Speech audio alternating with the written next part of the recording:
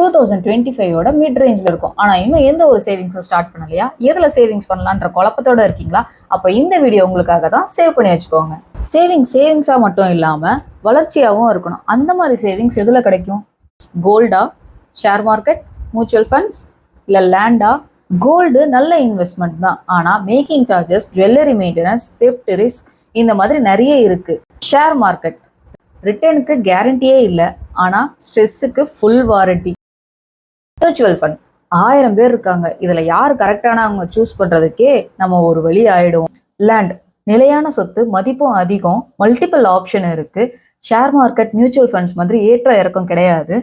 Safe and stable investment, இன்னைக்கு நமக்கு நாளைக்கு நம்ம சில்ட்ரன்ஸ்க்கு.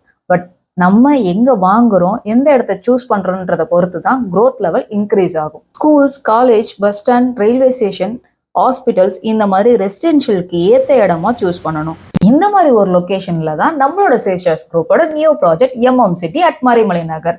பிளாட்ஸ் வெறும் 2699 தான் கொடுத்துட்டு இருக்காங்க. ஆல்ரெடி புக்கிங் ஸ்டார்ட் ஆயிருச்சு. ஸோ உங்களோட இன்வெஸ்ட்மெண்ட்டை நீங்க ஸ்டார்ட் பண்றதுக்கு கீழே தெரியிற நம்பருக்கு கால் பண்ணுங்க. தேங்க்யூ.